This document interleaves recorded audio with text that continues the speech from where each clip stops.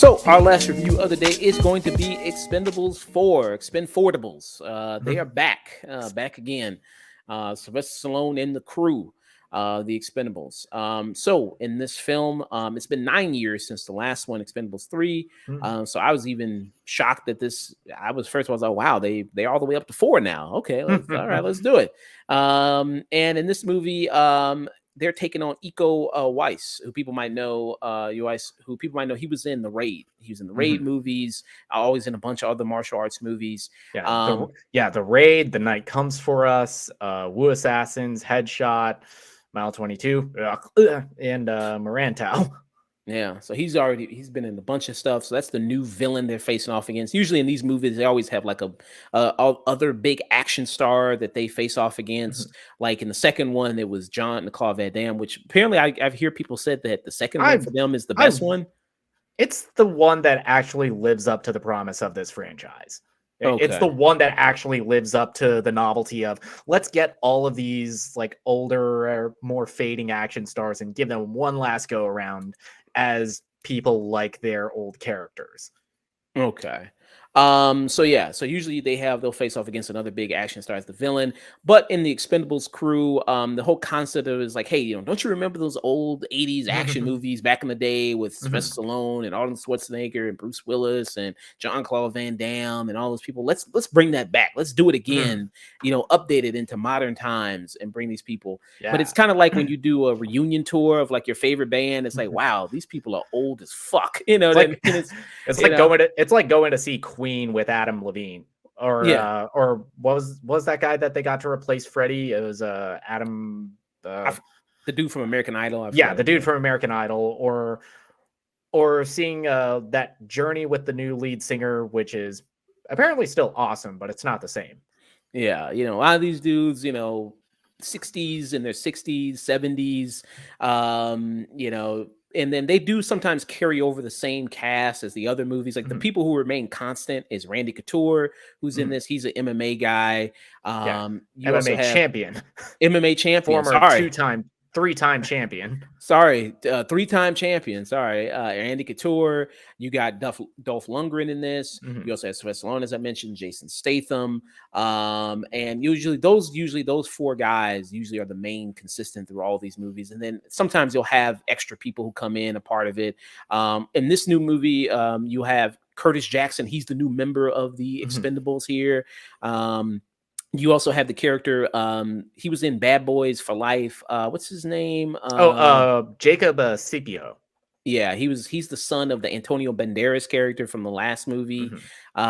You also have Megan Fox in this, who I won't spoil why, but eventually she becomes a major part of the Expendables team and heads up the Expendables team. And then you also have another member, female member named Lashes, I think. Named Lash, who is played by Levy Tran, who is there. Yeah, she's there. Pretty much. She's got, think of the name Lash. She's got like a whip chain thing, which actually is kind of cool. I don't know. I wish they did more with that. I actually thought that was a little cool. But yeah, so as usually with these movies go, because I went back and I watched all the Expendable movies. I saw the first one because I was like, oh yeah, that seems like a kind of a fun concept thing, to kind of harken back to that. But when you actually watch these movies, it's like it doesn't seem like you're really kind of lame. They're kind of lame. It's like a lot of the 80s stuff is like they did film on location. There was no CGI, so it wasn't all this fake CGI blood. And I hate CGI blood. I do not like CGI blood. You can always tell. You can always tell when it's CGI blood. And I do not like CGI blood. But yeah, and then they have that. So it's like it kind of fails to capture that spirit of the 80s stuff that you're trying to go for. But I went back, watched the all 3 of them. And like Nick said, apparently people really like the second one. I'm not one of those people. I think they're all kind of just meant for me, but okay. And with this one, I think it's just kind of more of the same. Like it follows Mhm. the same kind of plot where they get assigned a mission. When they get assigned a mission, they fuck up that mission or something goes awry in that mission, Mhm. and then they have to go and then fix the fuck up that they did, or get revenge for something that happened in the mission. That usually is kind of what carries over there. And then sometimes some other people don't carry over from the other movies. Like Wesley Snipes was in the last one; he's not in this one, which is a shame. I like Mhm. Wesley Snipes in the Mhm. third one. He had a whole thing there. Yeah, the third Um, one. Yeah, the third one. Even though I think it's probably second best out of this whole thing, it really shines on the supporting cast that they brought in. People like Wesley Snipes, like Antonio Banderas. Yeah. Mickey Rourke hasn't been back since the first one, probably, and don't think he could be back in this one because I don't think there's enough collagen and Botox for both him and Megan Fox on set. So I think that was probably a big thing. But yeah, so with this one, yeah, I think it's just kind of more of the same. If you didn't like any of the other Expendables, I don't think this is going to change your mind on them. Mhm. I think that the introduction, a lot of these kind of like, because a lot of these characters, it's like, what is their character? Like, Mhm. describe Jason Statham. What makes him Mhm. any different from Sylvester Stallone? What makes Sylvester Stallone any different from Dolph Lundgren's character? Shit, They're all, what makes him any different from any other Jason Statham character? yeah, they're just the tough guys, and they Besides have, besides Spy, where that character is like made to poke fun at characters like that. yeah. They may have a little quirk to them. Like, for instance, Randy Mhm. Couture's character, it's a running joke since the first movie that people, find his ears ugly or weird and go like, what the fuck is wrong with Mhm. your ears? Even though that people who are in this line of work would probably have some hand-to-hand Yeah. combat training. So why would you'd probably know what that is. So then Mhm. it leads in him explaining all this whole long diatribe about why he has cauliflower ears, but that's that's stupid. I don't know. That's not Yeah, funny. and it's like here all the characters are just reduced down to their one quirk, except it's never really like charming or funny. It's like even Jacob Scipio, who I was excited to see because I really liked him in Bad Boys for Life, and his entire thing is just he's been overshare and is like really inappropriate, and it's never funny. And you Yeah. get Levy Tran, whose only quirk is that she's really into old dudes. She's really into old dudes. She's Chinese. Even though I think it says Mhm. she's Vietnamese. Yeah, I think I think her character is Vietnamese. okay. Because when there's the thing he said that she put up like the pinky and that was like a Chinese middle finger. Didn't he say that or Yeah, something? but you can just rub. I mean, they're kind of old and they're Caucasian, so you can just write that off as casual racism. Okay. Yeah, but she doesn't do anything in the movie. Like, it's just somebody that's just on like a new member of the team, Curtis Jackson. Yeah, she's hot and she's tatted up. That's Yeah. her entire character. Which Yeah. so and Um, 50 Cent is there. 50 Cent's there. I don't know if he got an extra pay cut check to get PIMP played in here. He's like, man, I want my shit played in here. That Like, was the so I was already not having a good time with this movie because everything I dislike. I was saying that I wasn't really looking forward to this movie that just looks like another generic action movie that we really have just evolved past the need for these or any kind of relevance. And this movie did not sway me from that notion. It's like this movie is neither like clever or funny or fun enough to justify half of the like meta jokes that they are trying to go for in this. yeah. Everybody here feels like they're sleepwalking through this as like, well, I need another house. Yeah. I mean, I don't know. Maybe it seems like maybe if you were actually on set with these guys and maybe it's a better environment there. I don't know.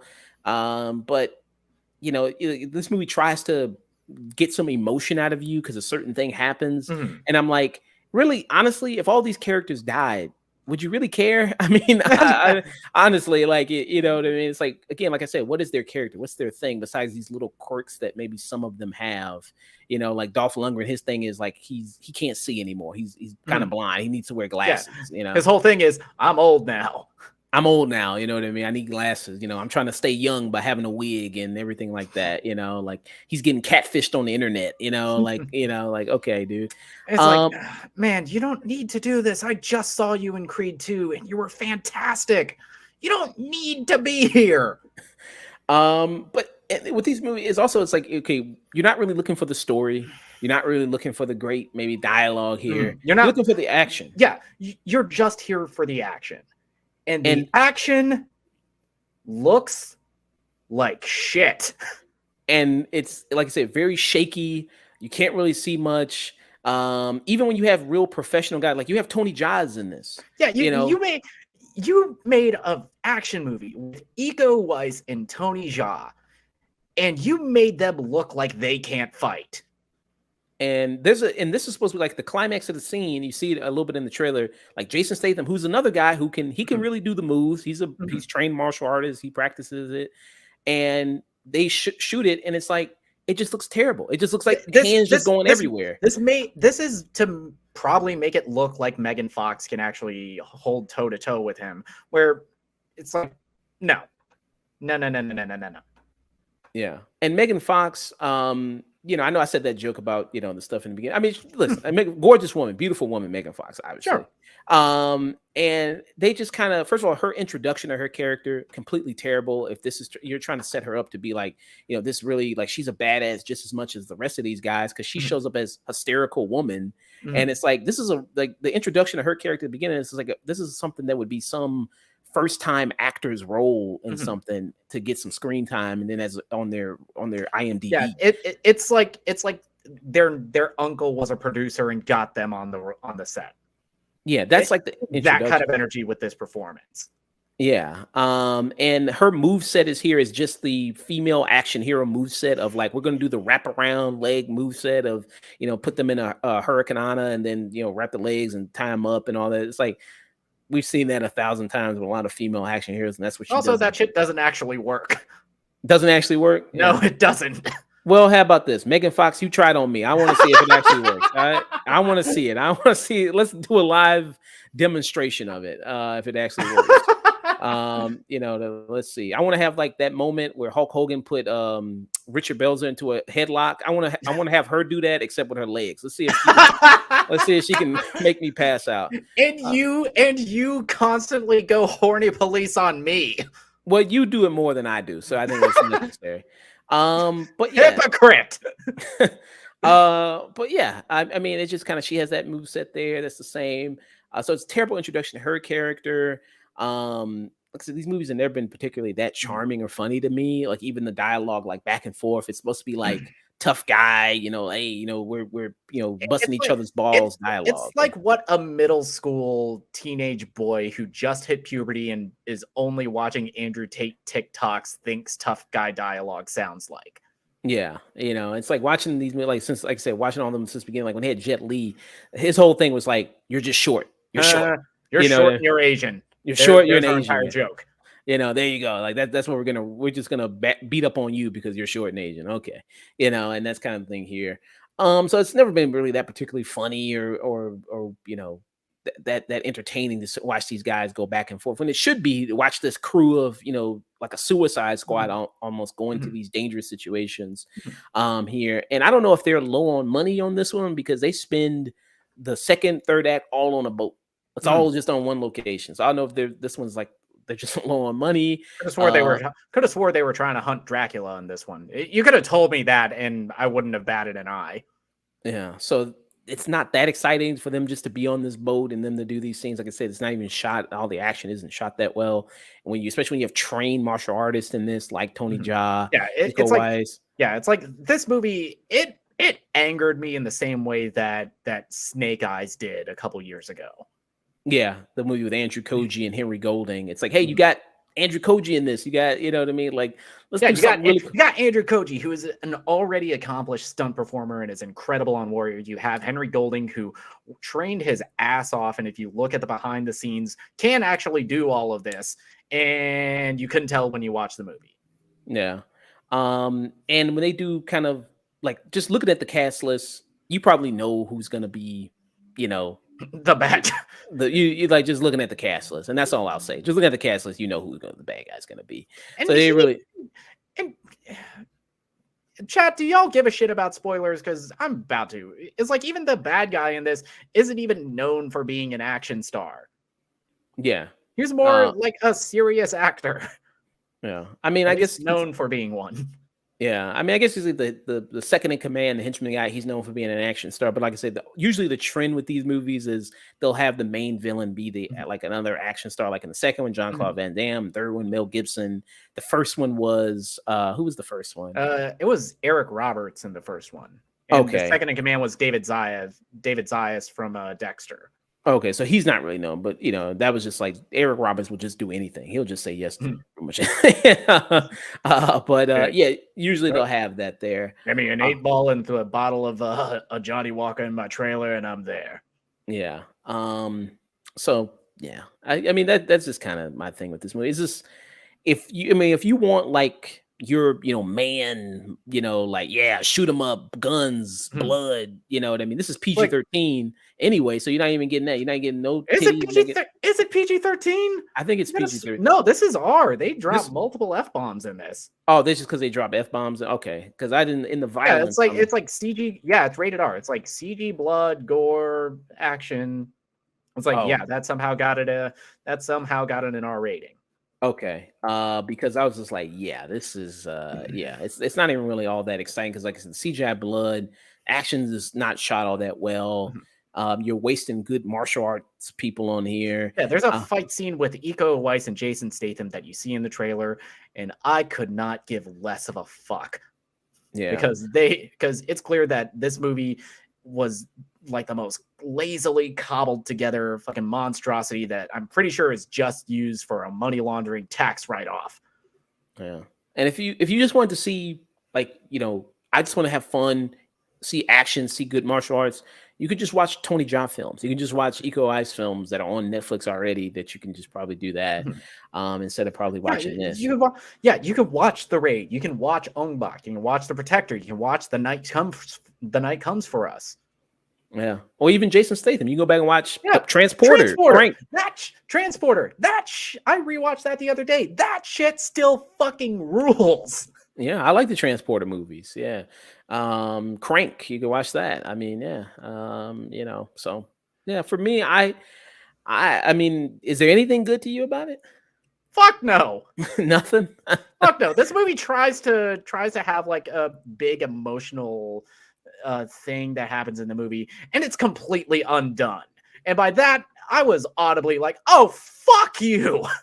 Yeah. Yeah, I was like, yeah, that I was like I when that was happened. I was mad when I left the theater.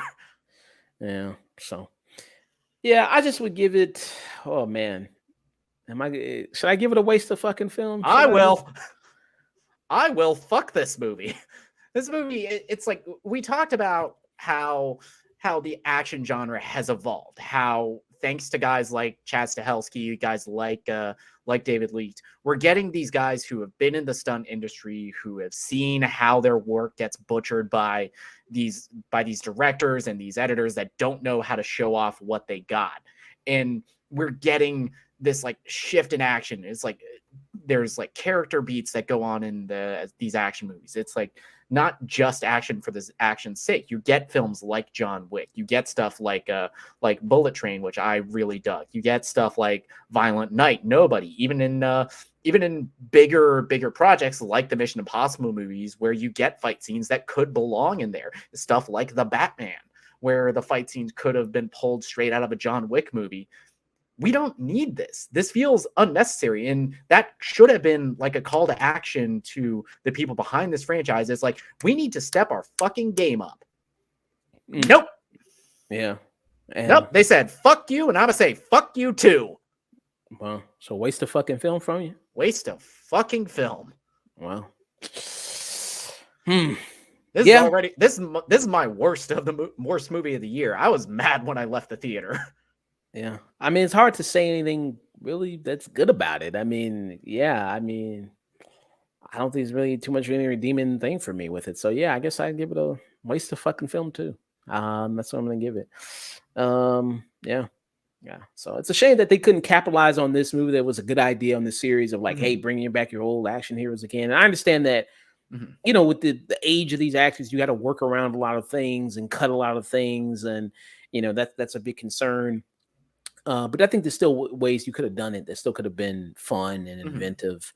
to do this. No, and then also the green screen in this Yeah. movie is really Oh, bad. it's atrocious. And when you get to the age, it's like Jamie Foxx did Day Shift while he's like what, in his early 50s, not even a couple years ago. And Jason Statham's 56 and apparently can still hang with him, and the movie looks like this.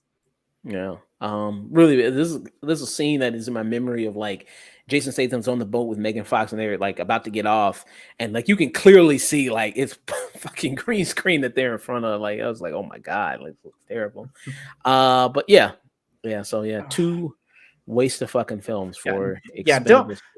Don't repeat our mistake. Spend your time wisely. Don't see this garbage. Yeah. No. Also, and did you see that like with the ending, like when Megan Fox came in with just a tank top, she was wearing like no bra apparently? Like I was like, wait, what the hell? Like I then my brain was already broken by that point. I didn't even register it. And they don't even really say like, I guess they never really say like what their special like qualifications are to be on the team. No, they don't.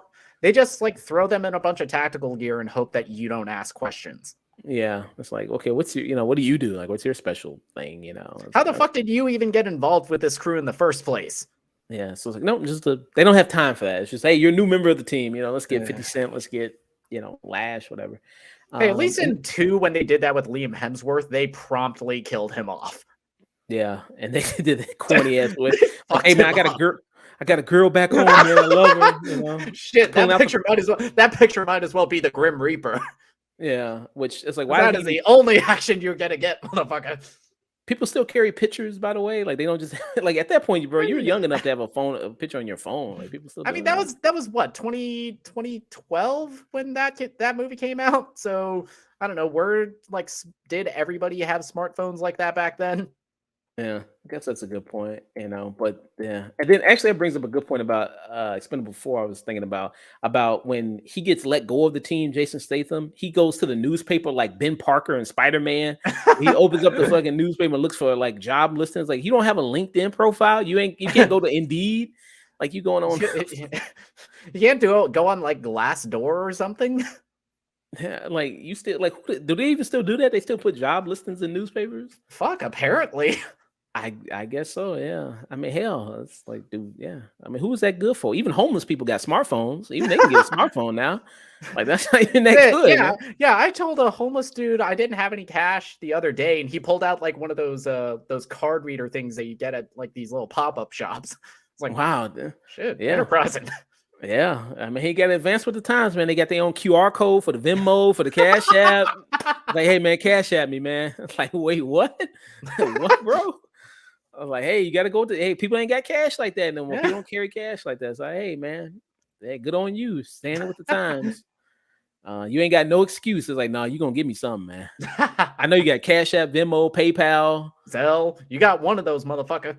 Zelle. You gonna give me something. Give me some stock. You got some stock to trade. Get it back on that Robinhood. You got some of that game stock. Yeah. Oh man. All right. So yeah, Expendables. Let's get out of here.